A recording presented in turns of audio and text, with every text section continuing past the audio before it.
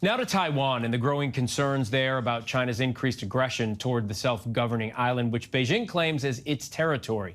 This week, for the first time, Taiwan's military shot down a Chinese civilian drone they believe was purposely flown into their airspace.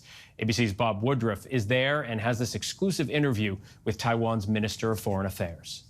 What do you know about where that drone came from and how it is that you found it and warned about it?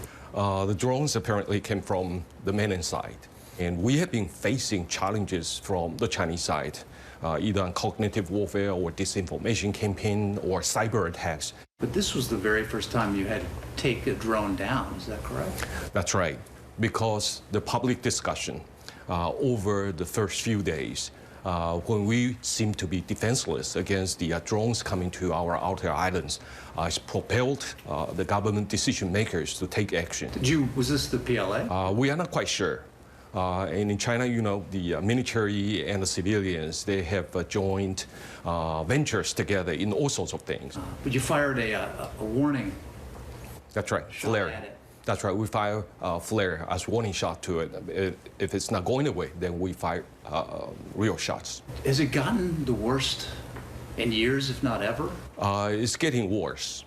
And I would say the military threat posed by China in the first part of August was the worst we have seen in a long time. How worried are you about a possible ultimate attack from China? For Taiwanese decision makers, we have to be very concerned. We have to be very realistic that China may use military force against Taiwan. A lot of people in this country are now trying to train them, the civilians are trying to train to protect themselves? It's in growing numbers.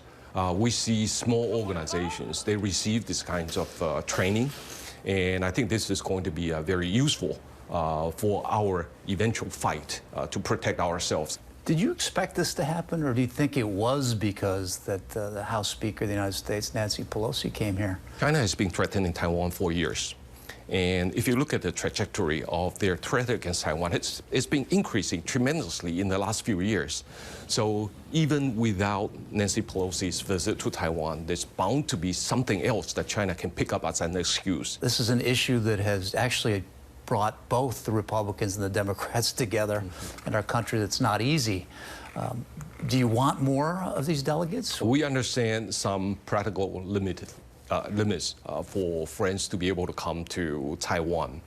But the Chinese military exercises around Taiwan in the first part of August have encouraged more international leaders to look at Taiwan and say that we want to show support. So after Speaker Pelosi's visit to Taiwan, there's so many people who have registered to us that they want to come to Taiwan. Since China's President Xi Jinping came to power, he has cracked down on freedoms within his own country, from Tibet to Xinjiang, where a UN report released this week said there may have been crimes against humanity committed.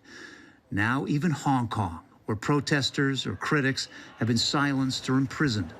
Taiwanese fear that they could be next. China is moving on to Taiwan, and this is the time the world needs to unite and stop China from doing so.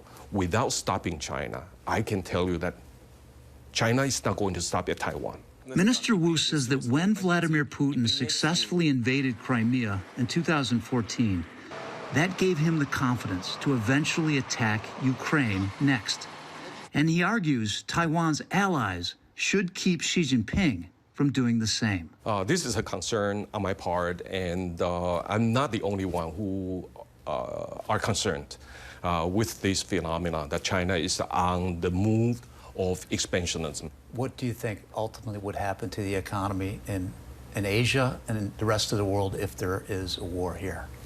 It's going to be much worse than the war in Ukraine. You know, after the war happened in Ukraine, you saw the fuel prices, the food insecurity, and all these matters that European countries or a lot of other countries are concerned about. But if there's going to be a war against Taiwan conducted by China, I think the impact is going to be even more serious upon the rest of the world. As I said a little bit earlier, Taiwan produces more than 60% of semiconductor chips OEM, and more than 90% of the very high-end semiconductor chips.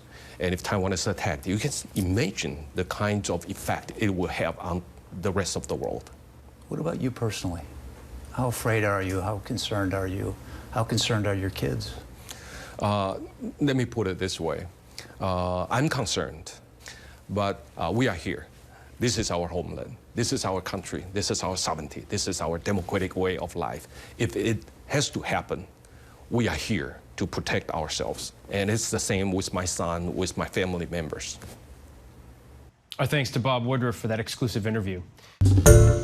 Hi, everyone. George Stephanopoulos here. Thanks for checking out the ABC News YouTube channel. If you'd like to get more videos, show highlights, and watch live event coverage, click on the right over here to subscribe to our channel. And don't forget to download the ABC News app for breaking news alerts. Thanks for watching.